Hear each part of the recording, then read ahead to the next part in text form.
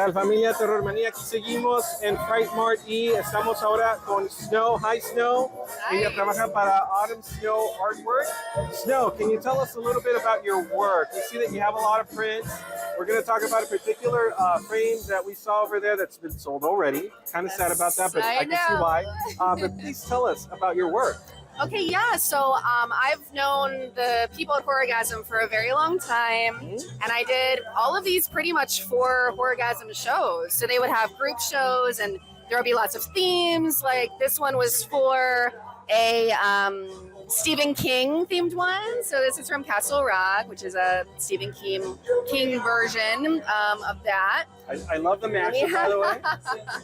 So for this one, yeah, there was a theme as well where we had to work in classic movie monsters. And so I thought, I don't really know much about the swamp thing, but I do know about Ariel. And I feel like this is what it's like to be in the dating world, is to kind of find your own little monsters out there. So I mashed up the Little Mermaid with a monster. So we have that. We have some other things from Legion and Heathers and Gotham, the TV show Gotham.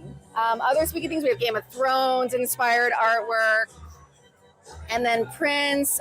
We have Twin Peaks, and we have Doug Jones, who's been in all of the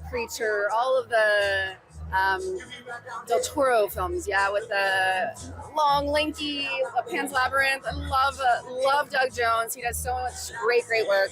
And then, we have over here, we have our amazing Wednesday Addams piece. Mm-hmm. So this was originally for a Halloween-themed show with Horrorgasm. And I decided to make Wednesday Addams, but not just have her once. I had her multiple times so that you can actually interact with the piece. And I wanted the movement to kind of mimic the dancing that Wednesday Addams did in the original TV show back in the day. So I kept it black and white. Now. Right, yeah. I know, and now there's a new dance going around. It's a whole thing.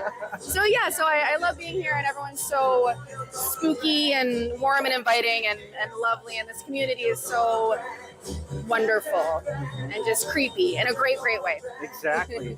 Now, we are asking all of our vendor exhibitors your inspiration behind your artwork. And if you remember, like the first horror terror film that you might have watched, or if you have a favorite author for the horror terror genre?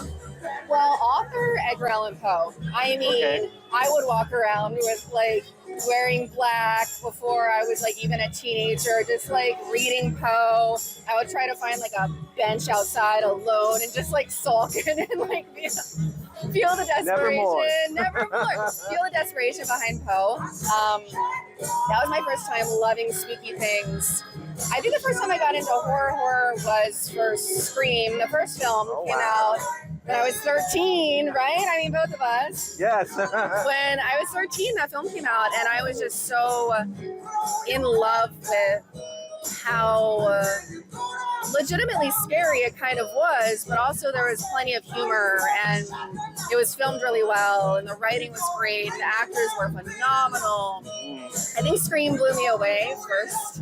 I remember watching Birds when I was younger than that, and my parents were laughing at the scary parts to show me that it was kind of funny. My parents would pick apart how things were technically done and the FX behind it, right. And how blood was really made out of corn syrup. They would go through and tell me the very specific things that were causing a fear reaction, so that I viewed it as more of an art form rather than just purely fear-based kind of entertainment. So my parents were really important in showing me spooky stuff at a young age. So I thank them. I thank you, my family, for sharing this kind of world with me.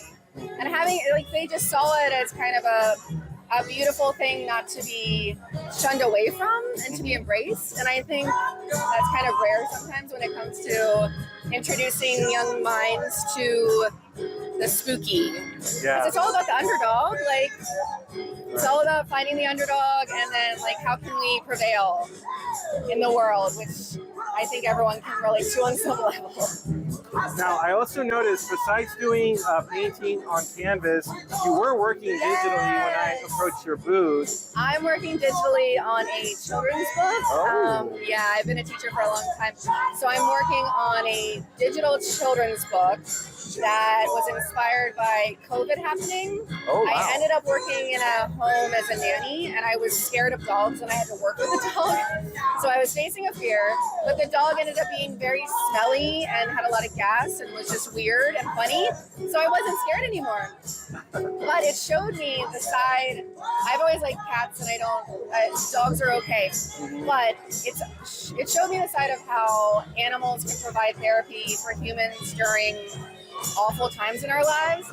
So I'm making an ABC book based off of real animals. It's called The Mostly True Stories of Very Real Pets. So I got 25 people. I came up with one, but I got 25 people to send me photos of their animals, here or past, write stories, and so I'm writing poems about them and then designing rooms where they're all roommates connected together. So The Mostly True Stories of Very Real Pets hopefully will be out at some point when I finally finish it.